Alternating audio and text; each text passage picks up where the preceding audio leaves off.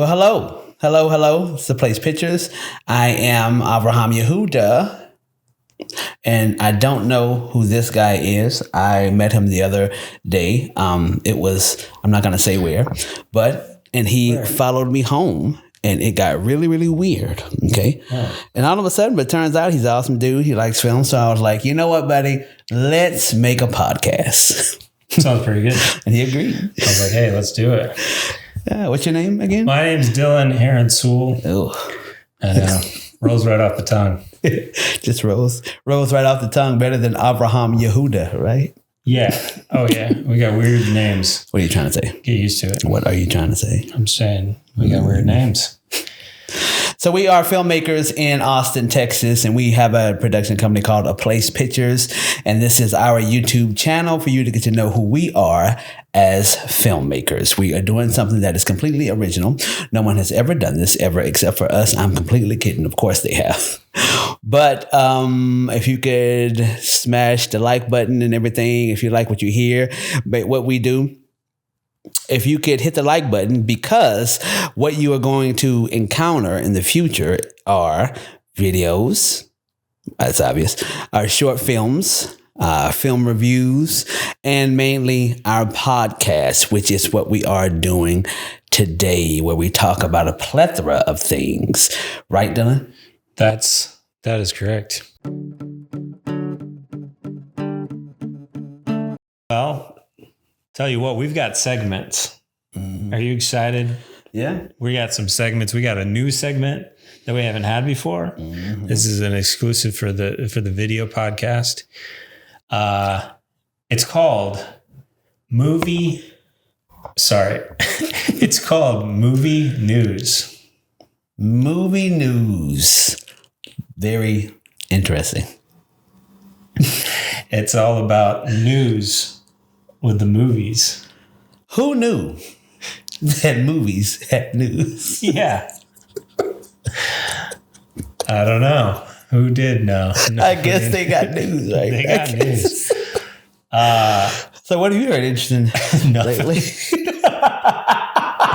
Nothing. I've got one interest of the movie news coming out. The trailer to Friendship, it came out, and it's Tim Robinson and Paul Rudd, and Need I Say More? And it's a movie, and it looks like his sketches, but in movie form. And it's very interesting. Have you seen this trailer? No, I have not. But Tim Robinson is very hilarious to me. I'm gonna have to watch that, like, for real. I didn't know that was It's good. And Paul Rudd, wow. A24. It's A24. Yeah. Well, I guess that's a good portion of news. So, because A24 now looks like they're expanding out. You know, they did. I think Civil War was their most expensive film, or at least in the scope of doing action, so on and so forth. So it looks like they're trying to broaden their horizons, even to comedy. I mean, is it a full-on comedy, or is it like an artsy kind of comedy? It's an artsy comedy. Okay. People say it's terrifying. Oh.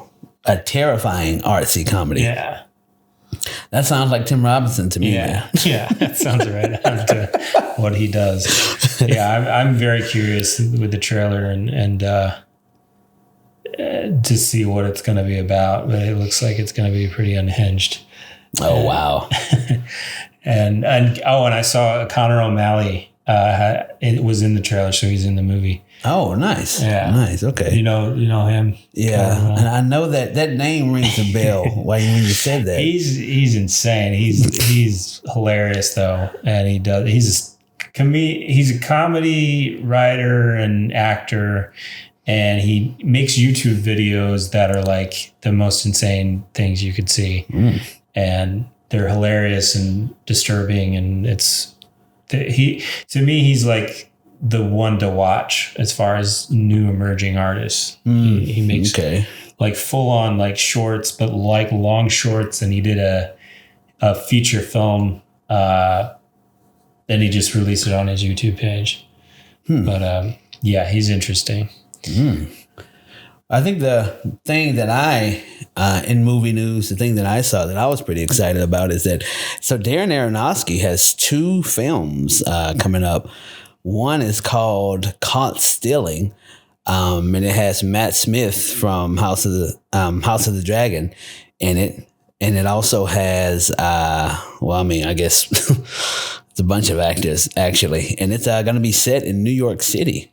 And it's about a heist, so to speak. So that is interesting. Now, the cool thing about that, though, is and if you guys ever get a chance, go back and listen to our podcast where we list our favorite directors, because you'll remember, or because you'll see that Darren Aronofsky is one of mine. You'll hear. And you'll hear.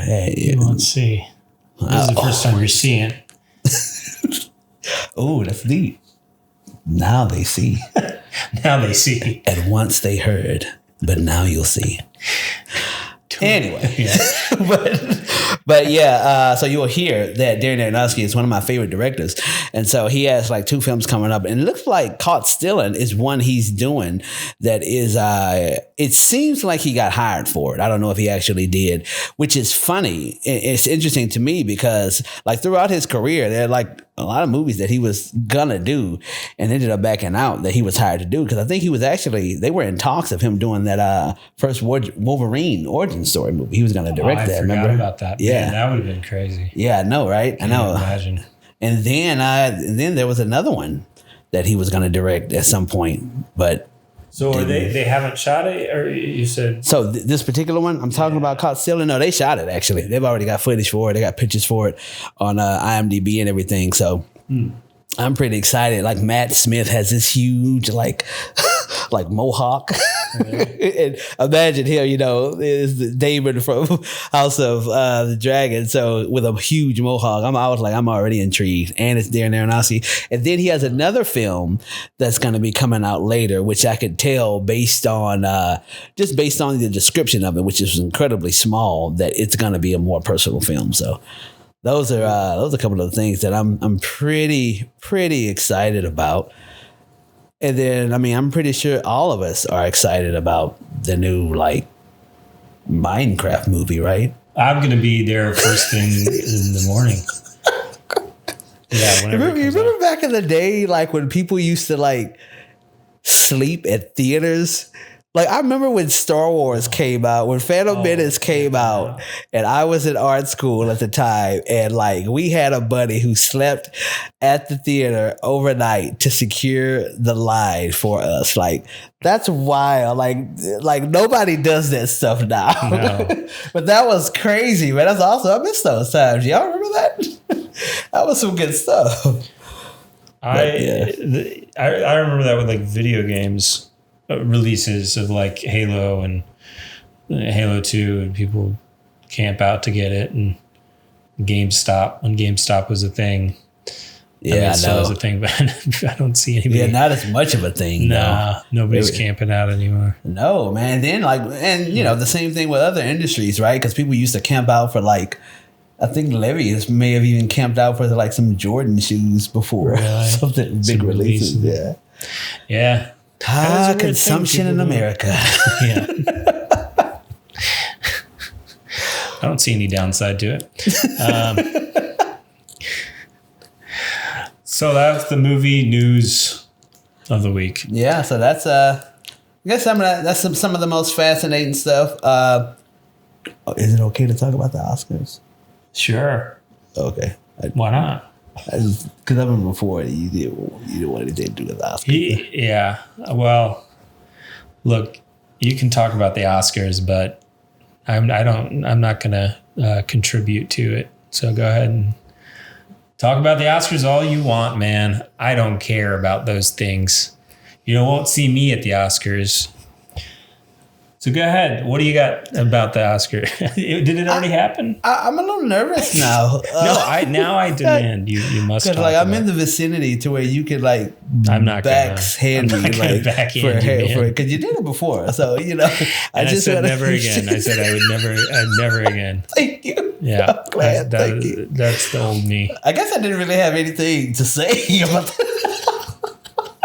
Is it? Wait, has it happened yet? No. Oscars are coming up in March. Why does it feel like it actually? It does seem a little later. No, yeah, but also it felt like it already Oh, that was the the Globes. No. Golden Globes. Golden Globes. Yeah, Golden Globes happened already. Okay. Yeah. That was the whole thing.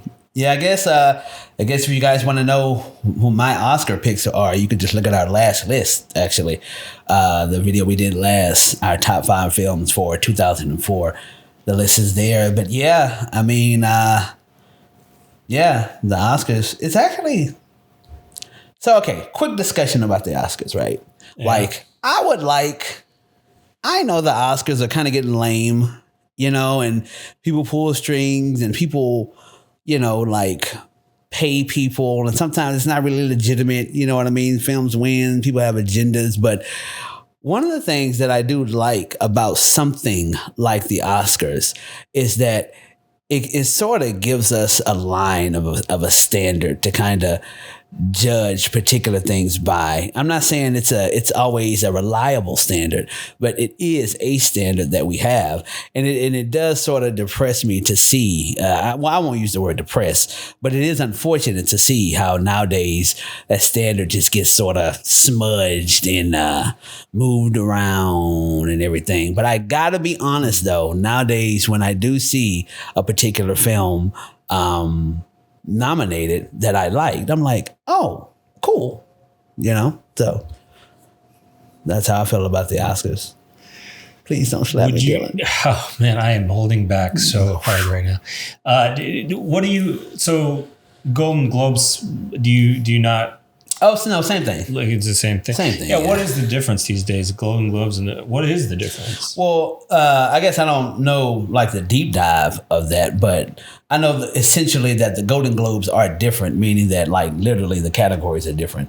Yeah. Do they hold it to? Because it used to be. I always thought the Golden Globes didn't hold it to the same standard. So you could like win easier at the Golden Globes than you could the Oscars. The Oscars were more prestigious.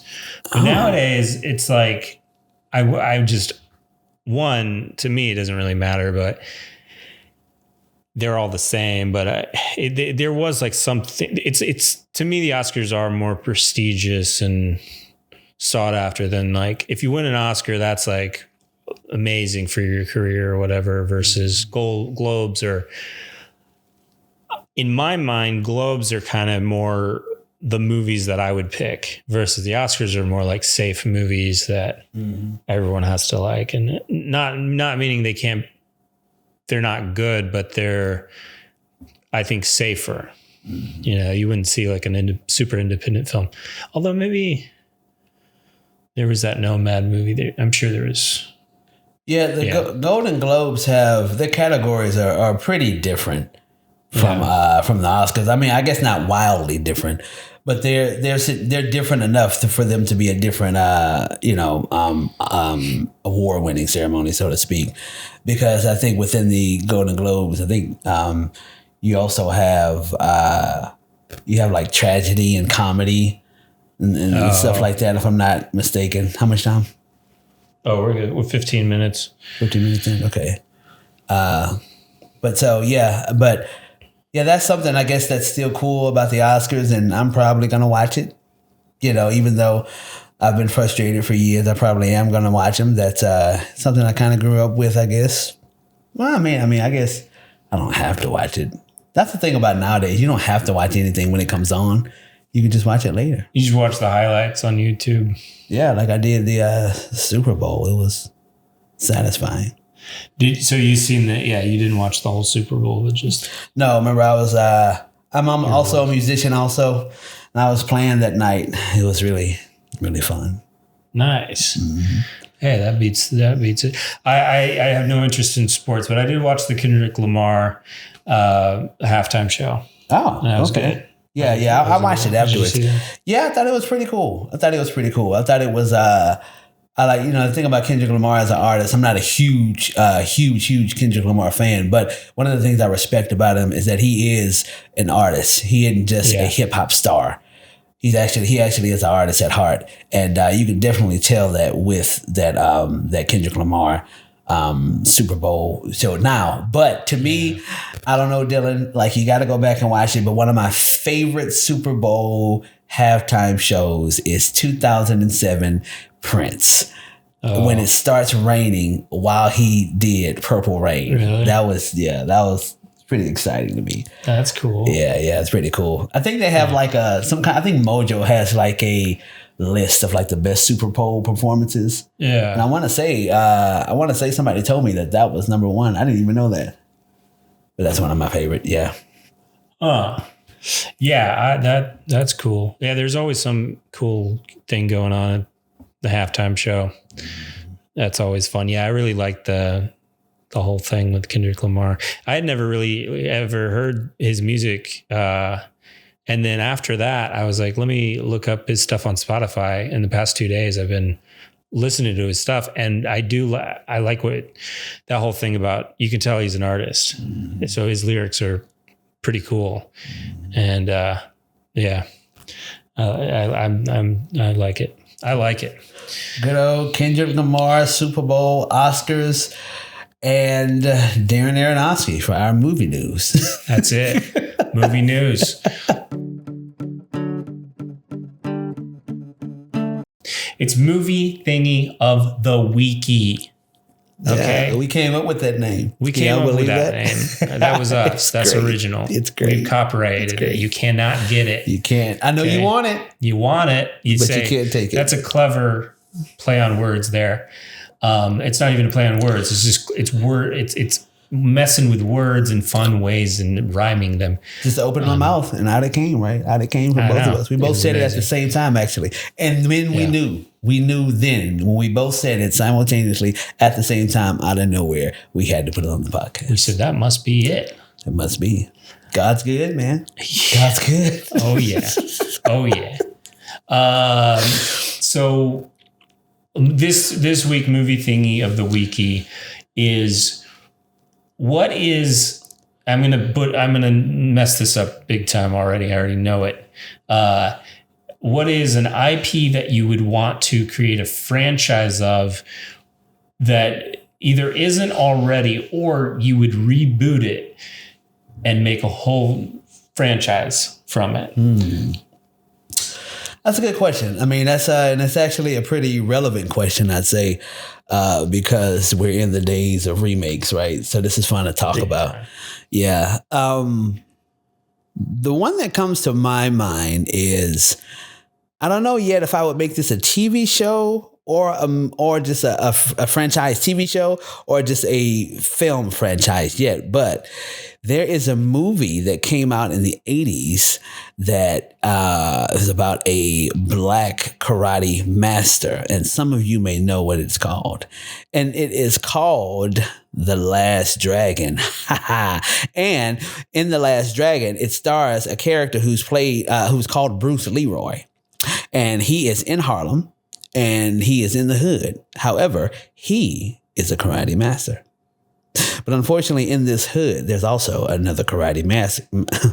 But unfortunately, in the hood, there's also another karate master who is the real master, who actually wants to like test him and see who's the real master. But the reason I would, the thing about the intellectual property, I feel like that movie was made in the 80s, and I feel like it came out at a time where those kind of films, that film was sort of ahead of its time. And I don't mean in the sense that it was just done, brilliantly. I mean, I love it. I love it. It's so fun. But I think now there's so much you could do with that premise. Like with that, like you can, because like now we're in this time where different franchises are redone and they're told in like a very serious tone. Like for instance, I don't know if you ever watched the Fresh Prince of Bel-Air. Oh yeah. After they turned it into a serious tone, like stuff like that. Yeah. Not the old show. They brought it back and made it serious. Yeah, I heard about it. I forgot about it. Is that still going? I don't know. I don't know if it's still going. I hadn't even seen all of it. I just watched a few episodes with my buddy because he was pretty dedicated to it. But man, I tell you what, Marlon Wayans plays Will Smith's character's father in it. He does a great job. He does a really good job.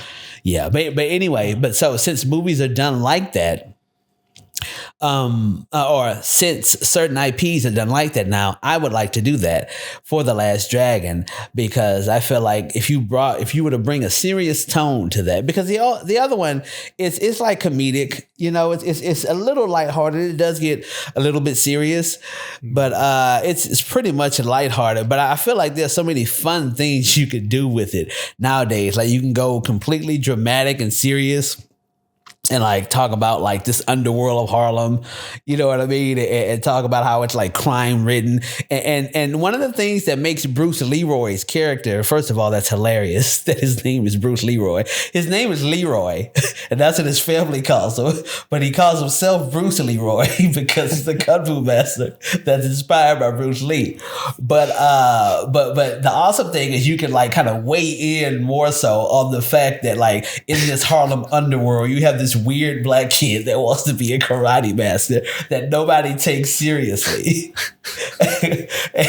and just, you know what I mean? And you can show like the fights and of course it's a bunch of action. I think people would buy it, man. I think people would buy it. And like, that would be mine. Like that would be a blast to do. I don't know if you know who I think his name is Ernie Reyes. So he's actually a kung fu artist, really short, but he's in some notable movies. I want to say he was in, he was actually in Teenage Mutant Ninja Turtles 2, the second one, which that's pretty old. But he's also, even as an adult, he still does movies now. Even as an adult, he's in the film by The Rock, with The Rock and Christopher Walken in it, which is actually one of my favorite action films. I can't even think of the name now. The Rundown. Oh, yeah. Yeah, he's actually in The Rundown. I like that. He's one of the, when they go to that exotic location, he's one of the people that he has to fight there. So but anyway, he's a kid in The Last Dragon. Oh, okay. And so when you watch it, you're like, whoa, it's like little short kid. It's like doing kung fu on these like 350-pound adults. And somehow he's like winning. It's great, man. So like to redo that, I think it'd be fun. That's the one I would do. What about you? I just realized Bruce Leroy because Bruce Lee. I didn't. It took me a really long day. Leroy. Leroy. So you would do it serious, maybe. Maybe that's an avenue to explore. I guess whatever works essentially. But my first thought is like, make it serious and dramatic. I mean, I just do that, You're a dramatic guy. Don't believe him. It's true. Don't believe it's him. True. He's dramatic. I'm a regular person. No, you're a dramatic person. You're not regular. I'm not dramatic. Never say that. Okay. It's true. So my thing would be I've been reading books again, and that's been a lot of fun. And I used to love books growing up. I wrote a book, but I hadn't really read a lot. It's pretty good, y'all. The book he wrote. You never read it. Yeah, I did. You never read my book. I did. You never read my book. Oh man, I may have not have. You didn't finish it. Well, there we go, folks. So I've been like reading again. I got a Kindle, and like I find that easier to read with that than just books. And I've been having a blast, and I've just started reading Brandon Sanderson's Mistborn series. So now I'm on book 3, and it's called Hero of Ages. And he's written all these books in the same universe. So there's series that are different planets, but they're the same universe. And there's different people that apparently will hop into a different universe throughout. Like there's world hoppers, they call them. And then, that kind of connect all the universes. Anyway, it's like really good. And there's no adaptation yet of movies. He's open, our author is open to that idea.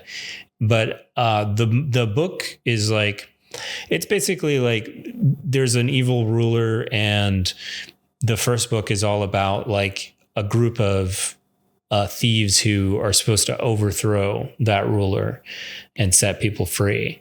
And so, and then it goes from there and develops and gets kind of crazy, but it's a really fascinating world. The world building is great. I think it's like, I like it because it's pretty straightforward. It's not too crazy, but there's a lot of interesting elements about it. And it would make a great movie, or either movie or a TV show. And I would love to, like, already I'm getting into it and I'm like, I could picture it as a movie. I could really see like, you know, like this is the next Harry Potter. Like it could be that big with the right amount of budget. You could really turn that into awesome. And then also too, because it's a whole universe, there's so many more. You know, I haven't read his other stuff, but I'm gonna, and apparently they're really good. And so there's like so many different ways to do that. And so I think it'd be fun. So so it sounds like the premise that you explained is, you know, pretty like widely used, you know what I mean? Nothing incredibly new. What draws you to this in particular? Well, I think the writing is like good. I think like it reminded me of, I've read Harry Potter when growing up, so I haven't read it since, but I've watched the movies and all that stuff. But I really liked that world and the world building they did. And to me, it's got that, like, it's really well written and plotted. And like Brandon Sanderson's really good at, that's his big thing. He plots things really well. And so there's like secrets that get uncovered. And so I'm trying not to like spoil anything, but basically Mistborn is, there are people that can use, it's called allomancy. And it's like they drink like metal and they burn the metal within themselves and it allows them to do certain things. So that's cool. Mistborn is you can use all the different metals and so each metal does its own specific thing. So like 10 enhances your vision and like senses. Copper is something that you can push and pull. So you can drop a coin and push against it and it flies you in the air, and you could pull people towards you or away. Like you could do a bunch of stuff with copper. And then pewter is to give you pewter is you burn pewter and that does your energy. So you like, because all of it takes energy. So if you're using it and you're like running really fast, you got to use pewter to kind of like preserve yourself. Or so there's all these different metals, and there's even more metals than that do different things. So Mistborn people can use them all, but a lot of people are just allomancers, so they can only use like one metal, and so they're not as powerful. But so it's this girl whose name is Vin, and she learns that she's a Mistborn. She could use all of them. And so she's big and instrumental into like helping this team kind of, you know, to defeat the big ruler. And as it goes too, there's like, you find out more about the world. It's a little bit like Game of Thrones in that way, where like magic is kind of like not a huge thing. And there's not any like different creatures, but as it goes, there are. And I just love the way that he kind of like introduces different elements and you don't know about it. And then he does good like twist endings or things you didn't see coming. And like, there's a lot of that kind of cool stuff. So it's just, to me, the more I read it, the better the world building is. And there hasn't been a book like that in a while that just like was like grabbed me and was like, oh, this is really cool. I want to find out more about it. I want to like read his other works and stuff. And so, so yeah, I can already see some pretty cool visuals that you could probably bring with like the metals and like how it affects it and what they do. And that's like a whole like kind of a superhero thing. But you can add this super cool like Game of Thrones sort of serious tone to it. Yeah. It's got political intrigue a lot. And the scenes that he writes, like the action scenes I never really like action scenes in books because I can't visualize it very well. But I will say he does a great job explaining it. But you could tell, you're like, this, if this was in a movie, it'd be great. It'd be so cool to see, like, there's some really big moments that happen that are really cool, and visually, like, you can just tell, like, I think he has a mind for a visual story. Visual story. Like, I could tell his stuff would be perfect to adapt into movies. What's interesting is, you know, if you only watch movies, you'd never hear about this world. But if you read these books, then you realize there's a whole universe he created, and it could be as big as any of these big franchises. Like it's to me, like, if you're going to develop a franchise and an IP like Marvel, you know, Marvel's got all this history of world building, and they know how to do it. And so you've got to have like a lot of stuff already. And he's written like, what, 30 books? He's written a lot. And so yeah, you know, that's really true. And it makes you realize why studios want to bring certain IPs into the forefront, because they have these big worlds. Because, you know, think about it, you know, you have Marvel and the success that had over that whole 10 years up until Endgame. You know, I could see why a studio would be like, well, wow, let's invest more into world building, you know, so to speak. But, you know, and the cool thing about, because actually world building isn't just a thing you do in fantasy and superhero. Like, I mean, Tarantino did it. You know, Tarantino did it. Bret Easton Ellis did it in his novels.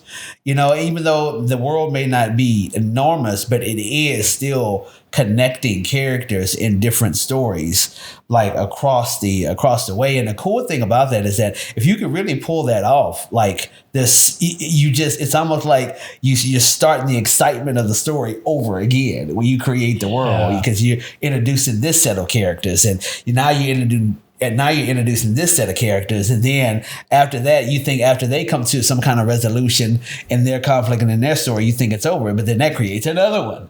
You know, and that's the fun thing about world building. That's why I do it, man. I like it. I do too. I mean, now more than after reading his stuff and realizing he was building a world, I was like, well, that's a great idea. I mean, I've always liked that, but I like that with shows. You know, that's what you get with shows. You get all these cool characters, and eventually they all meet up in different pockets of different things. And it's exciting to see kind of what happens when that happens. Actually, I Star Trek it. And so I've been watching Deep Space Nine, and they've got a character from a different series, the Next Generation. He just went on to Deep Space Nine, so it's a continuation. And it's cool seeing him kind of being introduced to all these characters you already know from the show, and like, how do they interact? How's that going to be? Yeah, I like that kind of stuff. Such a good. It's fun. It's just fun. Yeah, it's real fun. Like, and I like how Tarantino does that. Even though I guess you can say he's not officially doing it for the sake of saying, "Hey, this is all world building." But if you know Tarantino's movie, you know he's speaking within a particular universe with particular characters. You know, because like Pulp Fiction and Reservoir Dogs, to be exact. But even Kill Bill itself, like, it was pretty cool. That felt like a world. Sort of, you know what I mean, within itself, and all those different characters. Exactly, and like, but even with novels, I like what you're saying, because that was the cool thing to me about Robert Jordan's novels, the Wheel of Time series, is that, like, that's something I liked about it. He had this fantasy world, and you don't, like you said, you only notice if you read books. In that world, he had a specific set of rules for the powers that I didn't see in other novels. And I just thought that was pretty cool for a fantasy, you know, something that you think you'd typically see the same powers and the same matchup, and, oh, this wizard can do this, oh, this wizard can do that. But in, in Robert Jordan's series, Wheel of Time, there aren't any wizards. That's the cool thing. Yeah, it's just the way but it's still fantasy. He just brought a creative edge to it. So I thought that was cool. But yeah, I think I would watch your IP, man, your franchise. You better do it good, buddy. You better I know. The pressure's on because there's a huge fan base already built in. Oh, really?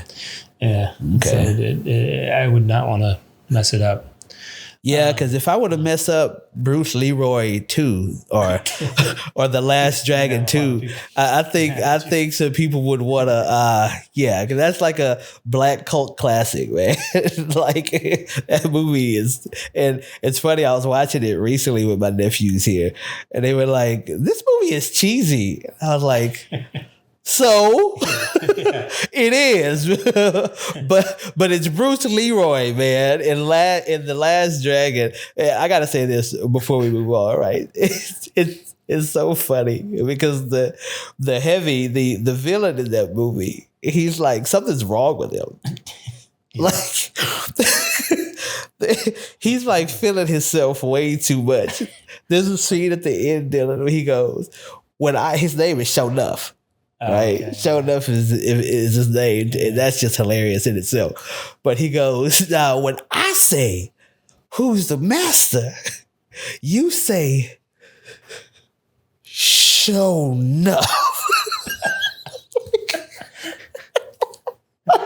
Are you okay, bro? Like, see, I couldn't direct that nowadays. People would make fun of that, but he's 100% serious when he does that. Yeah, but you could always play on that expectation of it. Yeah, that's true. That's true. You could have fun with that. I can make it even cheesier, you know. I can make it to where he's like, when I say, "Who's the master?" and then he looks at the camera. You say, "Show Enough." Maybe you shouldn't take this IP over. Oh, yeah. Okay. Well. No, I'd watch it. That was fun. I would watch it. It was fun to think about, though. So in today's discussion, I was having a pretty awesome conversation with my brother the other day, and he made mention of something that made me kind of want to open up this discussion, because I think this is something that happens often, but I don't think I've ever really heard people talk about it in depth. But so in something he mentioned that the darkest characters are usually the most interesting. And he didn't quite say it like that, but basically that's what he said. You know, characters that are dark are interesting. And so, and of course that's something you hear a lot, you know, and in art, and I guess specifically, you know, and I'm speaking of maybe books but especially films, and probably even in music, but it really does look like the darker the art, the more intriguing it is. But now I'm sort of to a point where I'm noticing that's not exactly the case.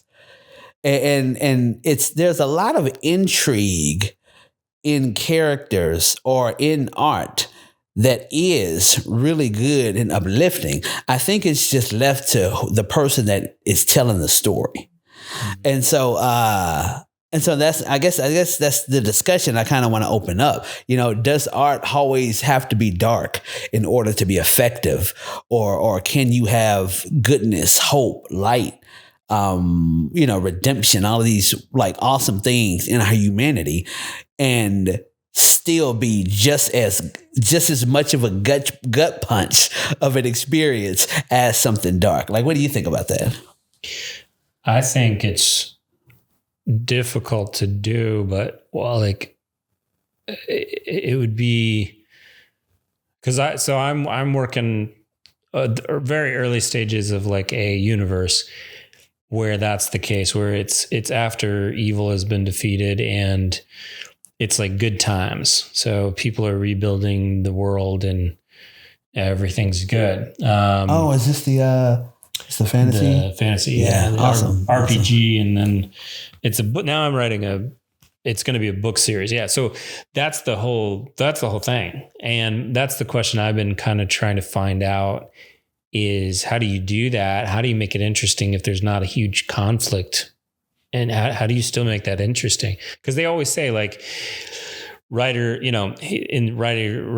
workshops and all this kind of stuff is like, you got to have conflict propels the narrative and all this kind of stuff. But I've always wondered about that. I was like, why do you always have to have conflict? I mean, maybe it's true to life and that's the reason or whatever, you need, if you don't have something happen, then you got to have like, your character's not going to go out and do anything. So I get it to a degree, but I wonder about that a lot. Can it just be good? And it's still interesting. Cause to me, like when I'm like enjoying life, I find I'm still intrigued by things. You go hiking and you check out a tree and, life is so interesting when it's not in conflict. It feels like when I'm in conflict, the magic of it all, the wonder, it's like goes away. And so, you know what I mean? And if that's true in real life, then why isn't that the case in a story? Why can't stories be compelling without conflict or like a big conflict? Well, I guess conflict is different than dark to me. Yeah. Okay. Yeah. I think, and I would, just as a default, I would say the reason in a story conflict feels like such a necessity is that because even in our daily lives and our daily human lives in this realm of flesh and blood, we have, conflicts, things happen, you know what I mean? And so I think that's why conflict is such an interwoven fabric within story. But I wouldn't say that conflict is actually is dark. Well, it can be, and I guess it can turn in that direction, but it doesn't have to be dark. And so, but anyway, one director, one thing I'll point to demonstrate the beauty of conflict and hope is something like if we think about Steven Spielberg, because Steven Spielberg is like, if you compare Steven Spielberg, right, to somebody like Tim Burton, and I'm not talking about just who makes better movies, but I'm talking about on sort of their character, at least what we can understand their character to be through their movies. Tim Burton would obviously seem like a darker person than Steven Spielberg. And I think the reason that is how they express themselves creatively, because I think Tim Burton more so comes from a dark place where he loves things that are dark. And by dark, I mean, I actually mean the actual highest films actually look, for one thing, but also, he likes dealing with characters that, that come from the dead. There are a lot of haunted elements that he likes, to bring. I'm pretty sure Halloween is probably Tim Burton's favorite holiday, but if you look at somebody like Steven Spielberg, you're not going to get that. Like if you ask Steven Spielberg what his favorite holiday is, I'm pretty sure he's not going to say Halloween. Pretty sure. I don't know the guy, but pretty sure. And so, in that respect, though, I think what Steven Spielberg does is he allows the conflict in his films to turn that conflict around into something hopeful. Now, I don't know. Jaws, maybe not, even though that's my favorite film from him. But that film is very dark. If you go back and watch Jaws nowadays, that film is dark, especially how it starts off. I mean, she just straight up gets eaten by a shark, and that's it. That's just it. And if we go a little further, using Steven Spielberg as an example, even in Saving Private Ryan.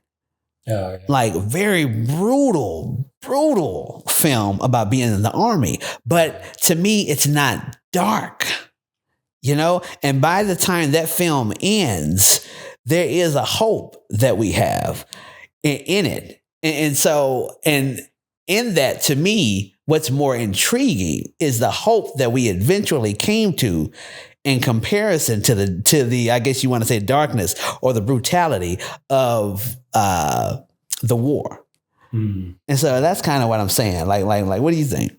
Yeah, he asked. Well, especially World War II, you kind of have to go there to be to really like do it justice. If you're going to gloss over the horrible stuff, and then you're like missing the point of the war and like the whole thing.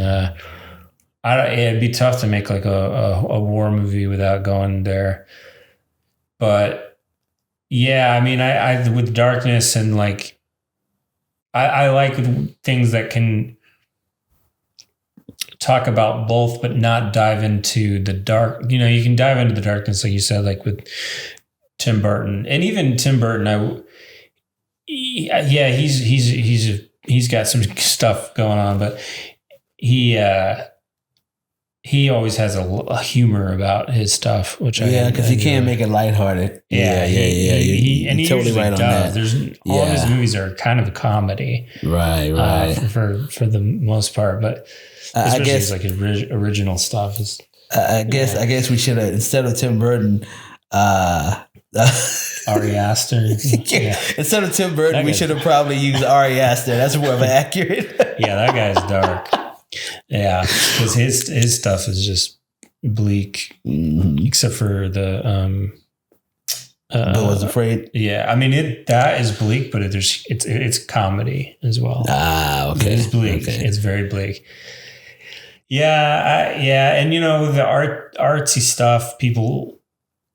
You know, they, especially like A24, they do those well, where it's artsy, it's very dark. I also think, I think it's certain times we're in, because now I think things are moving away from that.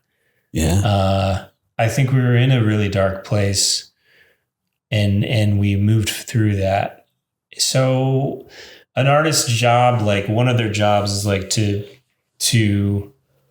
I guess put a mirror to society. Yeah, and like life and even the spiritual stuff of things of what's going on, right? And so I think that's part of it. I think there's other things too, the reasons why they go dark. And we get certain stories, the types of stories we get with movies, and that's one of my issues with like Hollywood. I think it's a little pointed in that direction.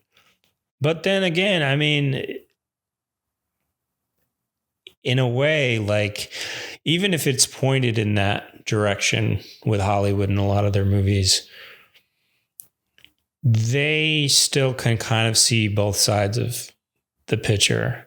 They're people at the end of the day. Everyone's people. And so maybe this group of people are focused on darkness or whatever, versus like other groups of people would not be. Mm-hmm. They even will go look at the light side. Yeah. And so I think that's just part of it. Like in my work, the stuff that I write, and, I don't, I shy away from, I guess, certain things. I wouldn't do certain things, but I do try to like be honest about it, try to be like, paint a full picture of these of characters and say like, well, maybe they're going through a dark time and this and this. And I would now, especially nowadays, I want to highlight goodness. And so even if something went dark a little bit, I would always try to pull it to the light side, which is actually that Brandon Sanderson, he does this kind of the same thing. His stuff can be pretty dark, but he said like he would never, because he finished The Wheel of Time for Robert Jordan. And, you did tell me that. Yeah, so he and so somebody asked him if George R.R. Martin couldn't finish his books, would he finish? And he's like, no, it's too dark, it's too bleak. Like he doesn't want to do. Because his world is like brutal and like. And that brings up a good interesting topic, because I guess dark is maybe too simple of a word, because when you get into George R. R. Martin, of course I'd say he's dark too, but I guess his darkness is in a sense cynical, and like cold kind of, and what was that? That's another word. but like kind of just, like that brutality, that very numb kind of brutality. He likes to, when somebody just is getting killed all of a sudden, you know what I mean? It's almost like numb is worse than dark sometimes. You know what I mean? Which is what George R. Martin's stuff feels like. The Game of Thrones universe, it feels like that. It feels like a very cynical take on people. Yeah. You know what I mean? And what they're capable of and stuff. But although I would say he does. You have character like Jon Snow. Everyone loves Jon Snow because he is that's true. Actually morally good, like the most morally good person probably in the whole thing. So I do start to wonder, like, well, yeah, he's got a very cynical take on the world, and he's like, well, a lot of these people are bad people, and then you do have heroes every once in a while. But some don't even show heroes at all. Yeah, so that's I would say that's even darker when you don't have anybody to look towards to be like the guiding light. And just sheer terror, right? Yeah. So I would say like he's a Michael Haneke film. Oh man. Buddy Gaze is brutal. It's brutal. Even his one more about the couple. Like the old couple. Oh, I hadn't seen that one. But piano teacher's the same way, man. That's why I think there's just if those are the artists that are like the auteurs, something ain't quite right. They're the chosen auteurs that get to do it on a big scale. Then something's not quite. You know what I mean? They're all a little like that, like right, yeah, because it's kind of like the unfortunate thing is that turns into the standard. Yeah, so because and admittedly so, when I was younger and I would watch all these kind of films, like I wanted my artsy films to be dark. Yeah, and so. Thankfully, though, I'm starting to I think if you look close enough, you really can find these intriguing characters that are good. Like, for instance, Javier Bardem's character, Anton Chigurh in No Country for Old Men. Yeah. Is like just, geez. And he's really dark, and he's intriguing also. Yeah. And the thing about him is that you don't know where he's gonna, he's just so, and he walks weird. He has that weird haircut. He always wears black. The voice is all deep and is very dark. And that's such an intriguing character, admittedly so. But then on the opposite side, and I was sharing this with my brother when we had this discussion, on the opposite side, you have, once again, the Coen brothers character, the female cop in Fargo. Yeah. And to me, she is such an intriguing character. Yeah. She's such an intriguing character because she's so good, simple, and quaint, yet she's amongst this atmosphere of just corruption and evil. Yet she's the one that survives it all. And she goes to her husband at the end, and they just sit down and live and continue to live this simple and quaint life. And that's just like so intriguing to me. It's like, wow. And then even more so, and even in the show Fargo, Patrick Wilson's character, he plays this, he plays a guy that's just, he's simple. His wife is struggling, spoiler alert if you hadn't seen it. Of course, it was years ago. But his wife is sick with a terminal disease, but he, at the same time, he's still in the midst. He still has to be a cop. So he's in the midst of uncovering like this underground drug ring at which he's completely outnumbered. Doesn't have the resources, but he's faithful to that job and he does it. And he's just simple and he's like brave and he went to the war. And I guess you could say that was dark, but his character is just that much more intriguing. I forgot he was in the war. Yeah, yeah. And so that just makes it, I'm like, wow, okay, so there are those characters out there. Oh, yeah. You just, I guess you just have to find an awesome way to tell that story and still be, still make it interesting. Here's a question I've got for you is, can you show a person like that if there is not the darkness to counteract it, It's like a balance of light and dark, good and evil. It's like the classic thing. Can you do that? Can you fully show a good character without him going through like darkness? That's a good question. I think, I guess it depends on the story. Yeah. Given the example of Fargo, I don't think you see that character go through anything. Well, no, you do. You do sort of. Guess well, maybe not, because you do, because she does have her friend. Her friend tries to hit on her at that restaurant. I don't know if you remember that part. Oh, yes, yeah. And she's like weirded out by it. I guess maybe that wasn't a dark experience. She doesn't go dark. Well, no. I mean, she's like that movie. She's confronted by this evil. Oh, I see what you mean. And she, and she's reacting to all of that, right? That's the big plot, is like this evil's happening and she's seeing it all. Or she's not seeing everything, but she's like enough to know that this is not good. Yeah, I see what you mean now. Yeah, well, I guess that to answer that question, it goes back to what you're saying about conflict. Yeah. Do you need conflict to show? Yeah. And I don't know. I guess maybe you do. Maybe you do, because another film I bring up is a Mother, right? Darren Aronofsky's Mother. Yes.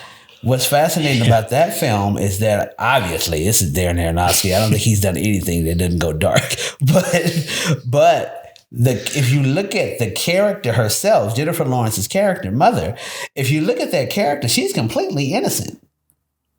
The entire film, she's completely innocent. Yeah. As a matter of fact, I think he's anteing up her innocence, even more to make it even worse when she does, quote unquote, go dark. But we watch her only go dark because they bring that out of her, because they're just driving her crazy the entire movie. So I guess that's an example of a character who is initially really innocent. But yeah, I guess to some degree you need that conflict to and I guess it's one of those things, it's one of those balances, so to speak, where you need the darker side to expose what is light. Contrast. Yeah. You need the conflict for the contrast. Yeah. Did y'all hear that? That was amazing. Good. That was amazing. It was good. Yeah. Like pretty good. That wasn't bad. So then you go back to the thing of like, then you need the darkness in a movie to show light, the contrast. Mm-hmm. Can you show well, there's no contrast if it's all light. Right. If it's all one. Can it be engaging? Can it be still interesting? Mm-hmm. I guess you got to continue to do the push and pull. Yeah. But I guess, well. But do you have to?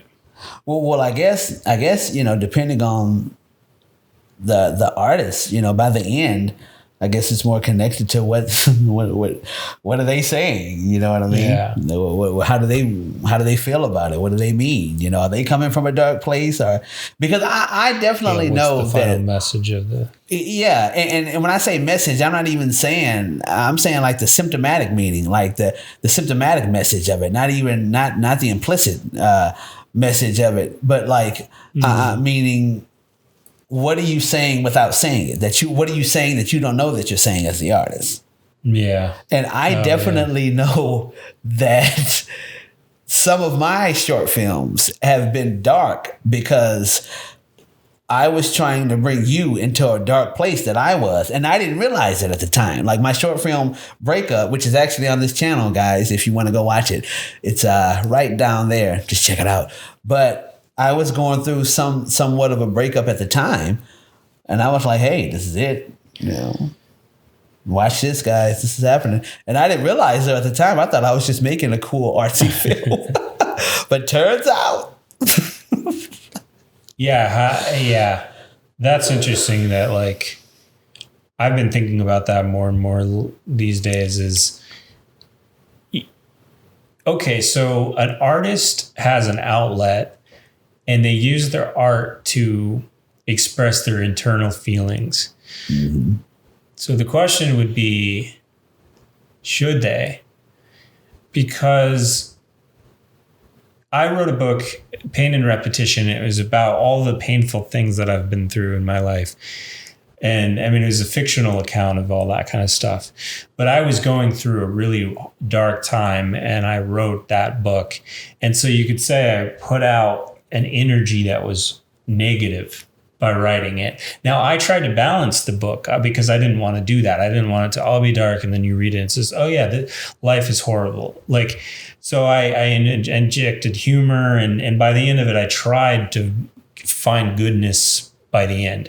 I think I did, but still there's a lot of darkness in that book.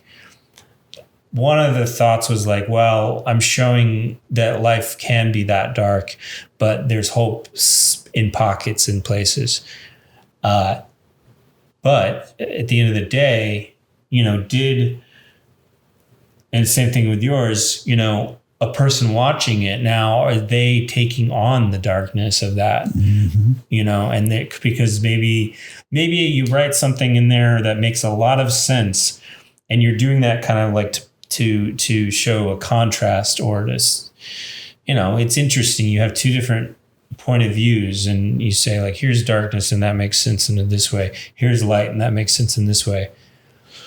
What if someone reads it or watches it and it's like, you know what? No, that light stuff is not right. And it's the dark stuff that makes more sense. Then you've just created this, you put that out there, you know what I mean? So is our job as artists to not do that? Or what, you know what I mean? Like, should you even not bring up something because it's dark? Is that doing justice to life itself if you don't, how are we doing on time? We're doing 103. So yeah, we got to wrap it up for soon. Okay, so I'll answer your question and try to wrap it up. I guess to answer your question, I don't know how much I can answer as to whether we should or should not. But what I can say is that, if you went through something, you're going to want to express it. Yeah. And I think that's just interwoven into our humanity. Like, you're going to want to express it. And so in some form, it is going to come out. And if it comes out in your artwork, it comes out in your artwork. And I think that now I understand with the source of the question, because it's like, if you have a certain level of moral integrity, so to speak, you don't want to go out here and make the people depressed. Yeah. And you don't want to go out there and make people sad and everything. And so, but in that, I would say some people, sometimes it's not making people sad. It's just awakening the darkness that's already in them, or the pain that's already in them, or the hurt that's already in them. So it's not like you're inputting it.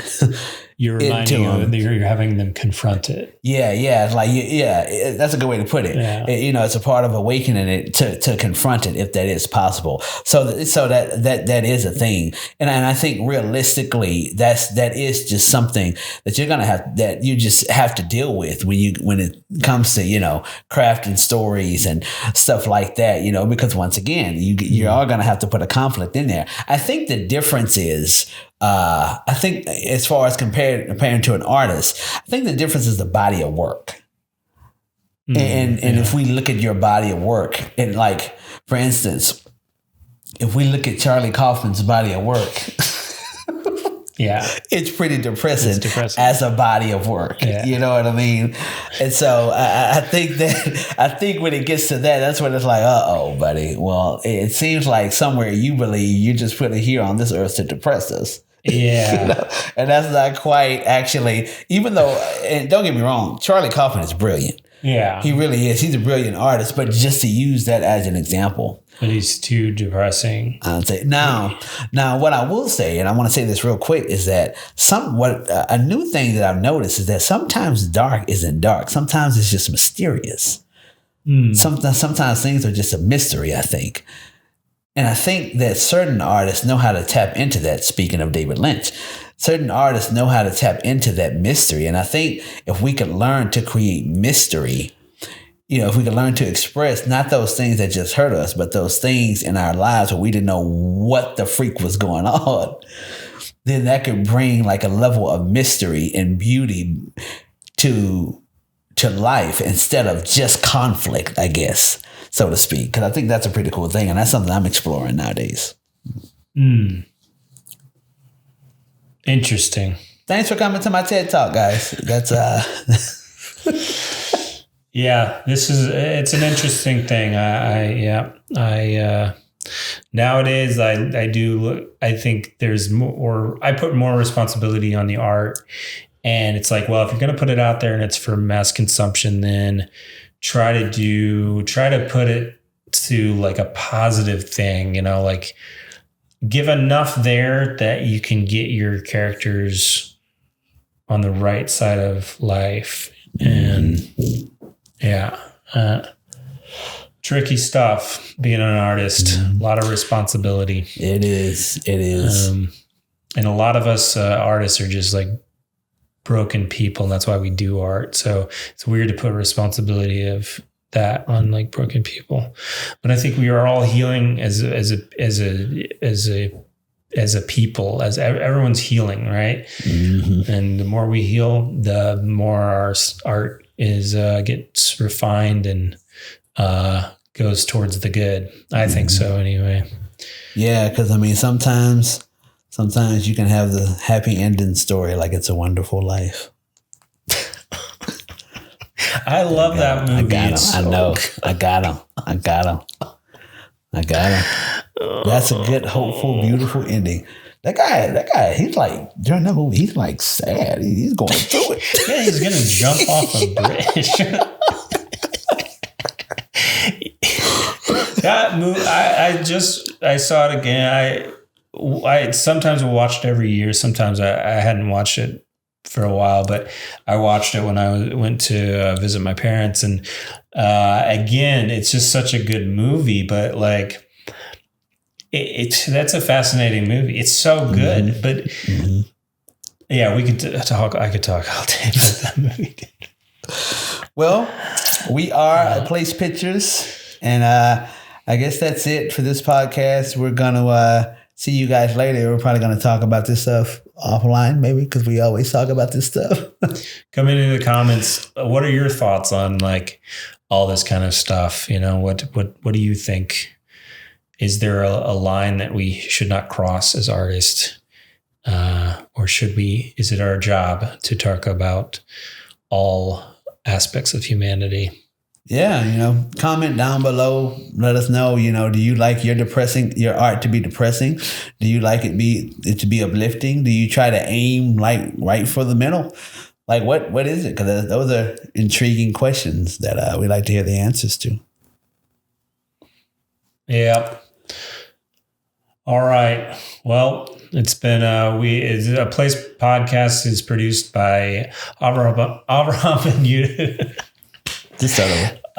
Yeah. So A Place podcast has been produced by Avraham ben Yehuda and Dylan Herin-Soule, and that's all there is to it. Hit the like button if you like this content. We will be uploading. Hit the button.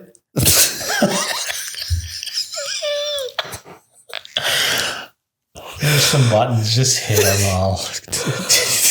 So hit the like button if you enjoyed this content, and we will be uploading more and more content similar to this, as well as additional things. Also, if you are interested, just watch some of our films. You can see it down there in the film section. We have an array of different films, and comment. Hopefully you like them. Comment if you don't like them. Just be nice about it, please. Yeah. Yeah. Oh, yeah.